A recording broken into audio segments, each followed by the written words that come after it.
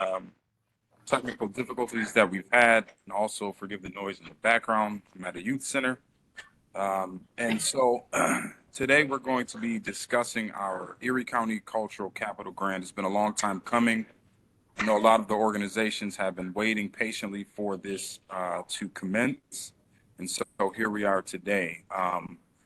With me, I have Courtney Scordato, I have James Blackwell, and I have Tim German. We'll start with Courtney, and each person will introduce themselves and what they do and contribute to this project. Hi, everybody. I'm Courtney. I'm actually going to be working on all of the paperwork that everybody sends in, getting it all processed, and all of the contracts approved. So if you have any questions in regards to contracts or what will need to be submitted once we get to that point, I'm happy to help. My name is James Blackwell. I am the Equal Employment and Opportunity Director for Erie County. And my office is responsible for apprenticeship compliance oversight. Hey everyone, I'm Tim German. I'm a planner with the Erie County Environment and Planning.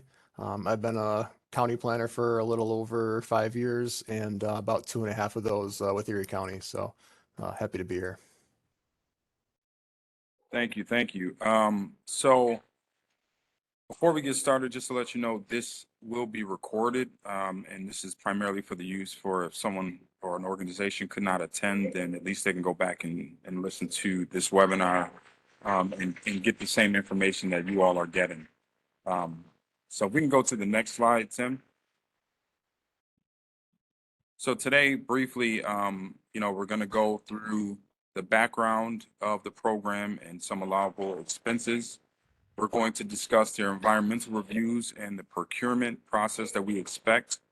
We're going to talk about the Erie County apprenticeship law for specific projects. We'll go through some additional considerations that should be noted. We'll talk briefly about next steps, and we'll do a Q&A. Okay, so that's what we're looking at today. We don't expect for this to be 2 hours. We expect it to be probably less than an hour, contingent upon what the questions are, but we should go through this rather quickly. All right, next slide. So just briefly, as most of you know, County Executive created this program, set aside $25 million over the course of 3 years to fund capital improvements for our arts and our cultural organizations. It's not a mystery or secret, but the county executive really appreciates what the cultural organizations mean to Erie County. And so both on the operations side and now on the capital side, this is a way that we can invest into those organizations. To be quite frank, Buffalo wouldn't be Buffalo without our cultural organizations. So that's where we are, and that's what this project is primarily for. So over this year, we expect to expend about $8.6 million in the current cycle. And like I said, the program is intended to last for 2 years. So next slide, please. So Tim, I think this is on you. I think you're muted, Tim. Yeah, I could talk a little bit about the allowable expenses. So being the Capital Cultural Grant Program, you can use these funds for labor, materials, purchasing equipment, and architecture and engineering fees for your projects.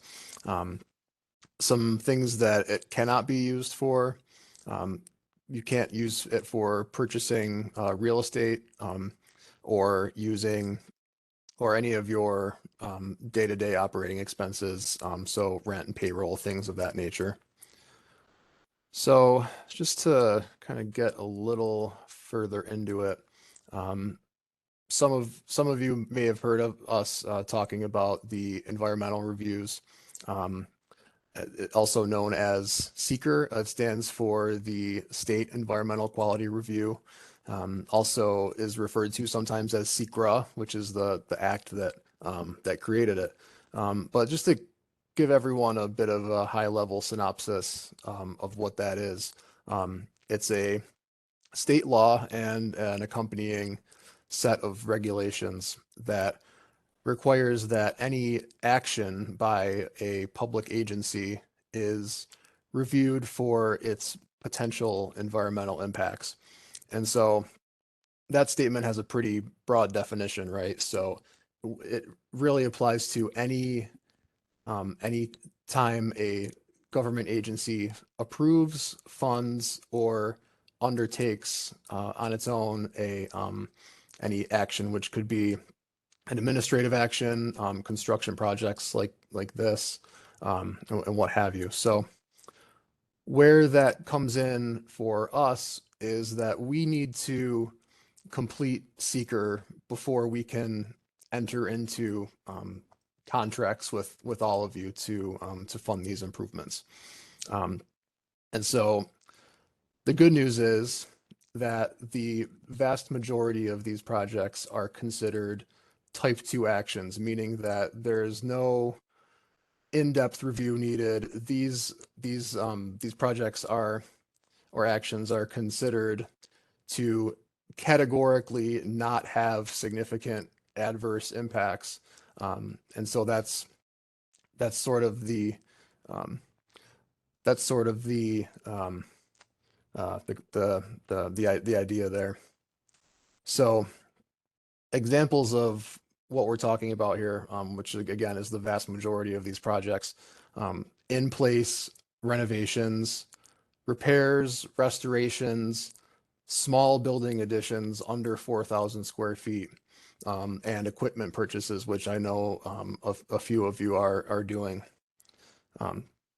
So, and then those who don't have type 2 actions, those are called in this case unlisted actions. And you know who you are. We've already talked a little bit about that, and are more or less on the same page.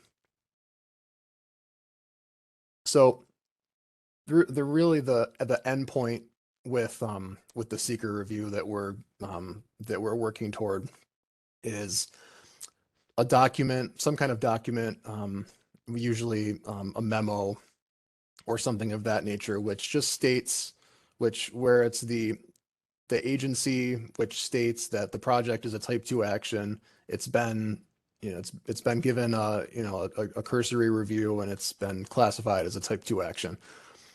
Once we have that, seeker is done and completed, and we can move on. So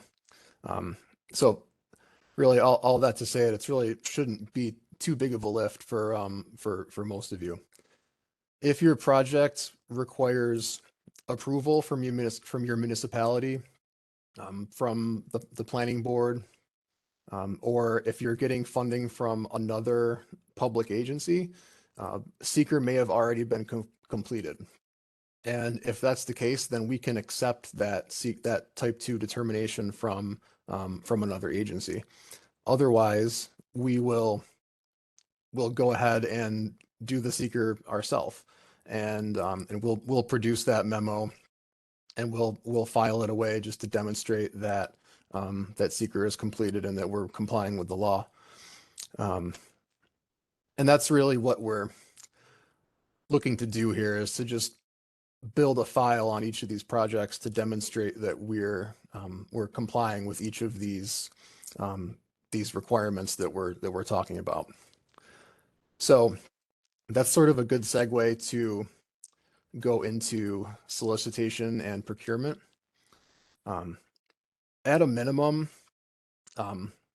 well, everyone needs to be able to demonstrate a competitive procurement for the work that's being funded. Just for the simple fact that these are public dollars, we want to make sure that they're being spent responsibly. And so what that procurement will look like will vary depending on the scope and the magnitude of your project. Some of the larger projects will have a more formalized procurement process that might be, that's maybe being managed by your architect or consultant or someone of that nature. And that's great. We will need a summary of all of the proposals or the bids that you've received. And just sort of a summary or a tabulation of all of those. And so if you don't have if it's a less formal process that you have in place, that's fine. At a minimum, you just need to have those 3 bids. If you've been talking to a contractor already, we would just ask that you go back out and get a couple more bids, and that sort of thing. So, if you, in the absence of 3 bids, if you could just at least show that you made an effort to reach out to folks for this work. We understand, these days it can be, as difficult to get contractors out, particularly for some of the smaller projects, and we understand that. So just if you could just show that you made a good faith effort to go out into the community and get those estimates. And so once you have those, it's your choice, whichever one you want to pick.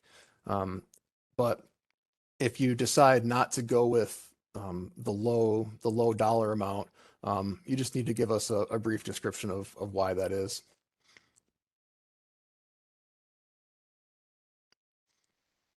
And so I think with that, we can move into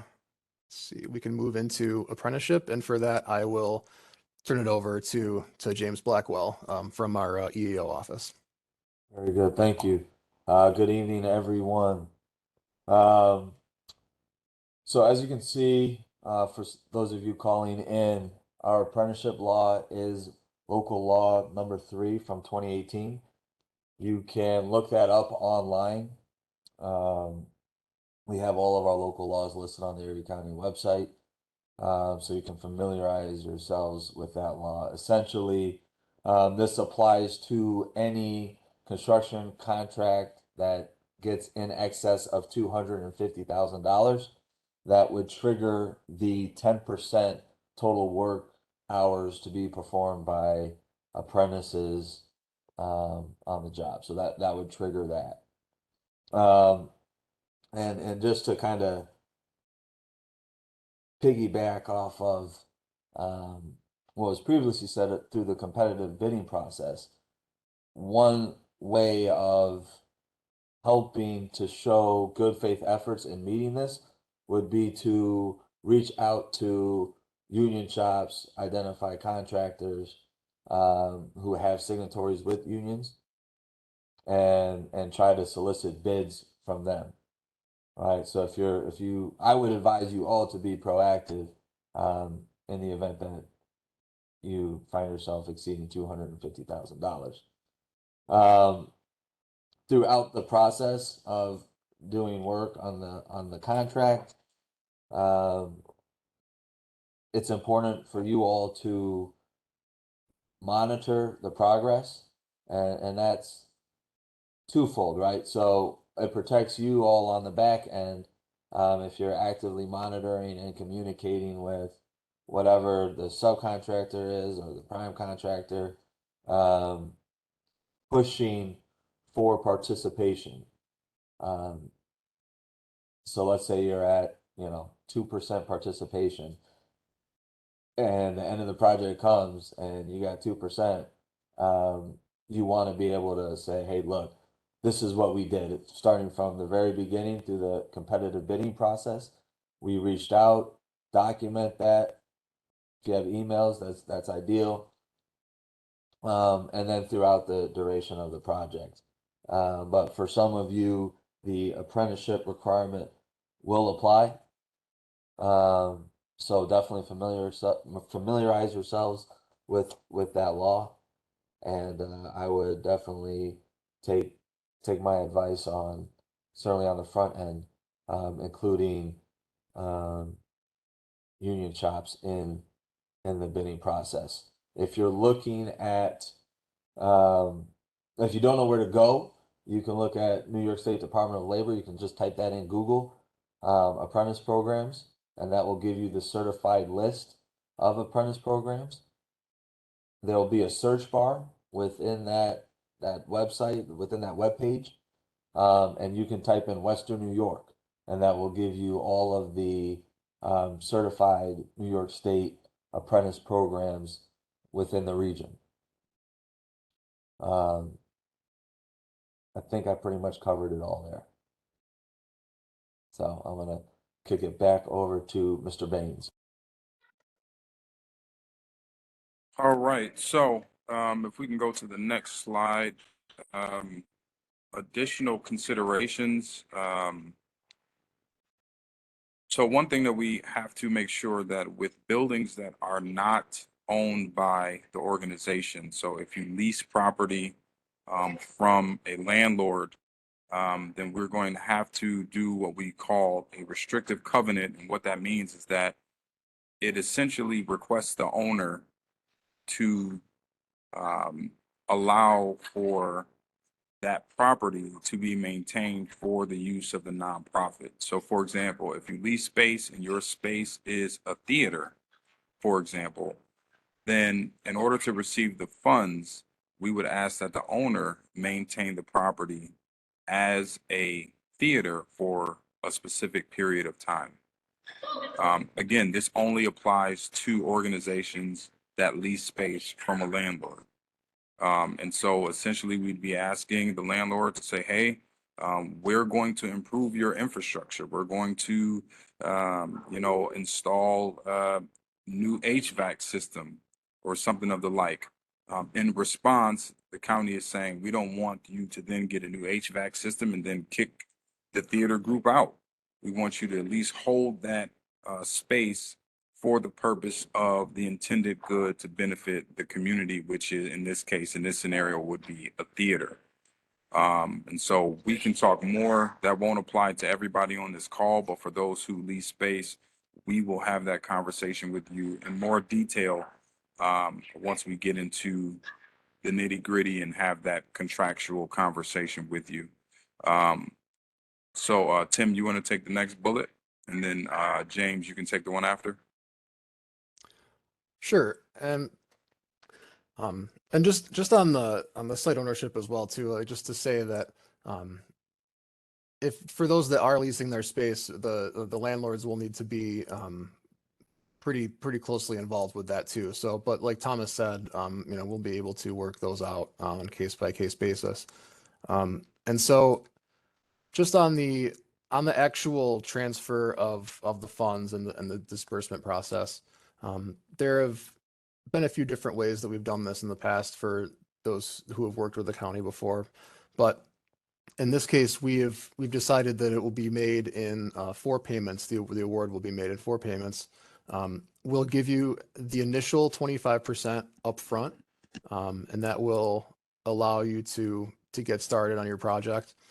And then as you progress and you'll provide us proof of your expenditures in the form of your contractor invoices and your proof of payment to them, usually canceled checks, things of that nature. As you provide us those, that documentation and each of those benchmarks are reached, then we'll release the subsequent payments. And once we get to the final 25%, that will be held in reserve until the project is completed.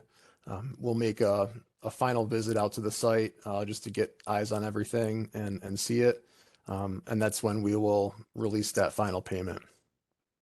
And so doing it that way, we're kind of balances, your needs and having some initial starting capital to get going.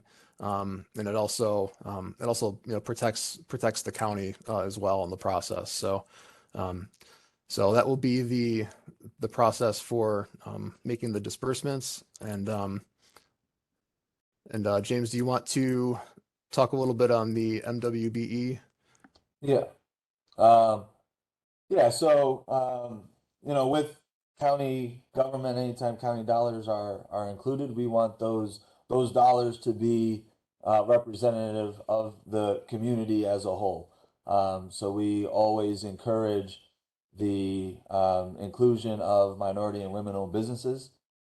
We have a certified list here in the county through our EEO website.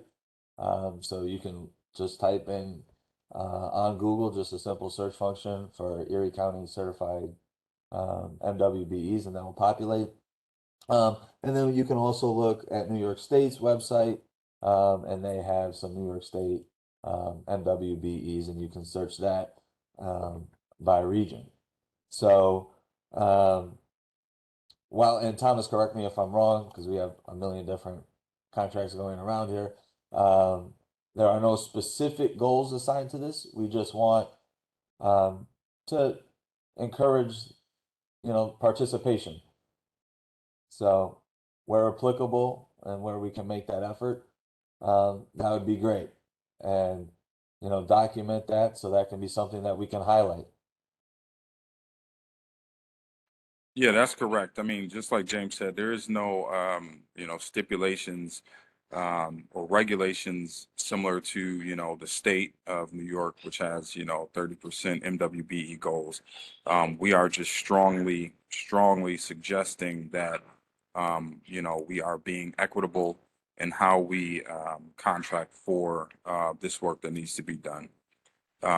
So with that, let's go to the next slide. So next steps. So for the better part of December, January, February, and March, we intend to continue what we've been doing, which is, some of you have had us out to your sites. So me and Tim have been going on site visits, which is super helpful. And I think for us, it gives us a level of intimacy with the project that we wouldn't otherwise get from paper. It also gives you the ability to convey to us the need in a real way. So if we have not, had the pleasure of visiting your site, Tim will certainly be reaching out to you, and I would implore you to take advantage of that. We normally will do a full tour of the organization, get a real good understanding of the programs, and then we'll sort of dive into what the actual need is. So we've been in some pretty difficult spaces, and we've been in attics, and we've been in basements, and we've been in tunnels, and we've been all over the place. We're not shy. We really want to see what is the need for the organizations. And so we'll continue to do that. Next steps will be reviewing the projects. So we're going to be doing that on our end. I would encourage you to do the same. Like Tim mentioned previously, if you have bids that are older, more than a year, more than, a considerable amount of time, considering how things have changed in the marketplace relative to staffing and labor shortages and the increase in materials and supplies, I would encourage you that if you have an older bid, to get a new bid. If you only have one or two, then get another one. The goal is to get the best work, but we want to make sure that we're fair and the costs, and we do that by getting multiple bids. So we're going to continue to do the project review and make sure that our projects are super tight. And then, ultimately our goal is to get to a contract execution point where you all are able to have all the paperwork that you need lined up, and then ultimately get to a place where we have a contract executed on the organization side and on the county side. So then that means we can begin work and do that first 25% disbursement. So that's what we're looking at for the next 4 months. Naturally, if the project moves along faster, I know some organizations have, a simple replacement of HVAC system, which could be done in the span of from, January to March. The faster we can get it done, we're not going to wait until the spring to do that if we can get it done expeditiously. For those things that are internal, certainly we'll work to get them done much sooner. But for those things that are external, exterior property, construction obviously has to wait until the spring. And we'll be doing making sure that we organize the projects in that manner.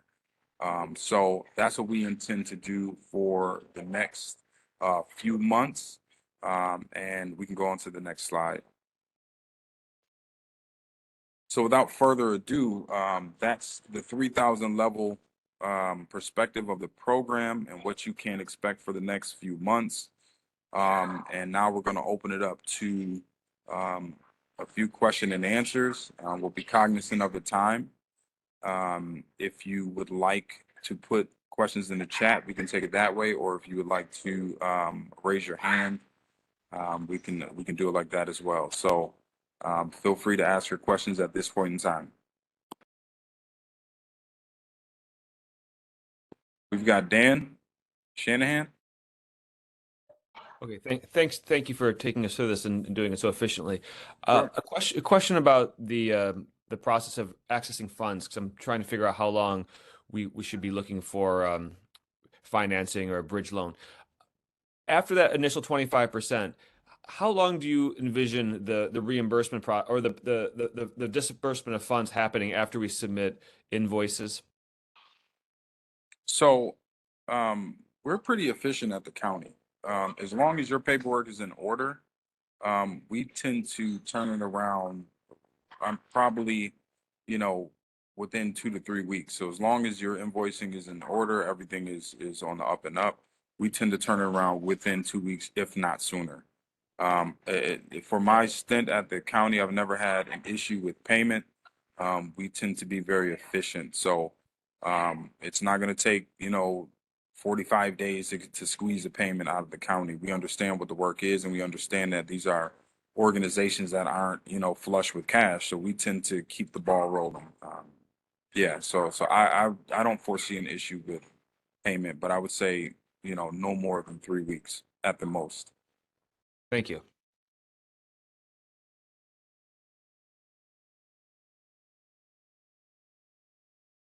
So there's a question in the chat. Question in the chat first. Oh, no, that's you. So we have one here. When should we expect to hear from you regarding site visits and a contract being ready? So right now we are putting the finishing touches on the contract, working with our law department, and so as soon as those are ready, we'll be sending those out. And as far as site visits, we've been sort of making our way through the list, but I would encourage anyone here to reach out to me. We'll have my contact information up on the following slide, and it's also on our website. So you could just feel free to reach out to me, and we'll set something up. And we've really been enjoying doing those site visits. So it's definitely something that, I wouldn't hesitate to get in touch with me, and we'll set something up. But on the contract, we're working on that as fast as we can, and once those are ready to go, we'll be sending them out. So. Yeah. So, and just to piggyback off what Tim said, so we're also looking at a way to make it more efficient. So whether we do an online application where you can upload documents or a physical application, we're trying to be mindful of how tedious the process can be and find out ways to streamline it if possible. But yeah, certainly we're working on the contract. We're in the final stages. As far as the site visits are concerned, our goal is to see every project and visit every organization. We've been getting them through pretty methodically. So we'll definitely be out to see your site. Next question, Stephanie Smith asked to clarify the type 2 memo for seeker, for the seeker review. And the question is, will we be generating the county, or will the organization have to generate the type 2 seeker memo? I'll let you take that, Tim. Sure. So, if you have a type 2 memo or a type 2 determination for your project already, we will accept that. But if you don't have one, if this isn't if it's just an interior project, and this is the only source of funding, something like that, we will definitely do that. We'll get that taken care of. We have already gone through and classified each of your projects under seeker. So that really is the majority of it. And from there, it's just a matter of sort of formalizing it and putting it into a memo format, something that's official. So if you have one already, that's great. If not, we'll take care of it, and it'll be in place by the time the contract is executed. All right, Stephanie, thank you. I see that we answered the question. Just going down. Yes, there will be a recording of this. It'll be on our Cultural Capital Grant website, the Erie County website. So, and we can email out the link after this is over.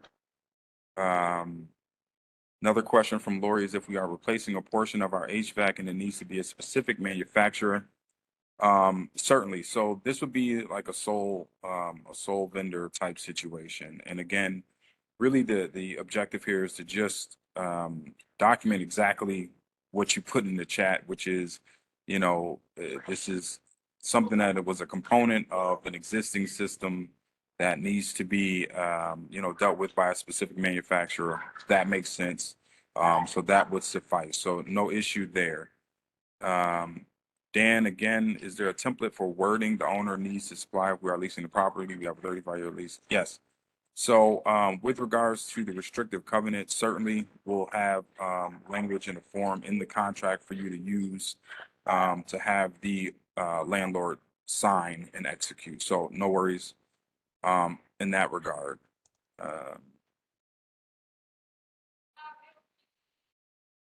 Perfect. Any more questions? Getting a lot of thank yous, so we appreciate that. Any more questions? Another question from Stephanie Smith. Is there any information you can share about the anticipated timeline for subsequent funding cycles? Sure. So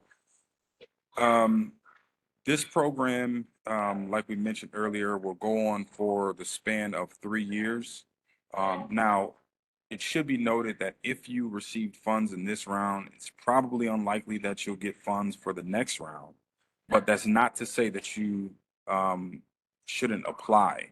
And that's why we have to go out and see the projects, because let's say if you're doing one portion of a project and you need just a little bit more or something else, then we can advocate for you when we're in those meetings. Not to say that you'll get it, because a committee of legislators and the county executive teams make the decision, but at least we can advocate on your behalf. And the other thing I'd say is always check the county websites and the state websites and even the federal government to see if there's anything else funding wise that you can benefit from. So hopefully that answers your question, Stephanie. Any more questions? Yes, Feel free. go ahead. Joy Bucknam? I have a question about the funding. We have just basically a small project, probably 3 or 4 days to replace a porch, Mhm. which was approved. Now, if you send 25% at the beginning, how long will it take us to pay off the contractor? Good question. So, naturally our the billing method is really for the purpose of the larger projects, so that we don't get Yeah, in deep too far and then things aren't happening the way that they're supposed to. For the smaller projects, if the contractor can take care of it all in a short period of time and then you invoice for it, then we're not going to do 25%. We can Oh. we can work it out so that if it's a smaller project, we'll just knock it out. We won't pace it out like that. That really is to protect us for projects that are of a significant cost. Great, thank you. and you'll contact us for a site visit? Absolutely. Can't wait. Just remember, don't come when there's a lot of snow. Okay. Thank you. No problem. Feel free, folks. That's what we're here for. So if you got questions, no question is a silly question. Feel free to ask.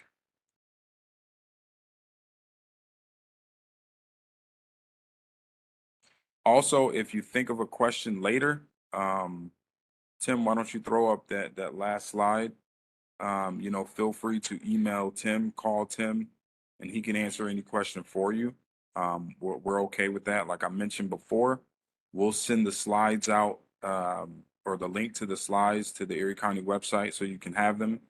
And then we'll also send this video out to everyone, and with Tim's information in it. So if you didn't get it or you dropped in late, this information will still be available to you.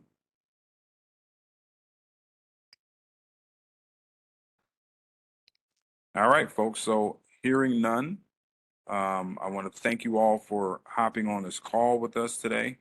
Again, forgive us for the technical difficulties. We are excited about these projects. We are even more excited when we come out and visit you all. It is inspiring what you do. So we look forward to the site visits. Again, if you have any questions, feel free to contact us. This information will be available, and you know, continue to do the great work that you do for our Erie County culturals. I'm available to you, Courtney is, James is, and Tim is, and we pledge ourselves to you to help us get through and see some of the great work that will happen as a result of these funds. So, you know, in parting, happy holidays to everyone. Hope your families are well, and that you have a beautiful holiday season. And with that, good night and have a good one. Thank you. Thank you, everyone.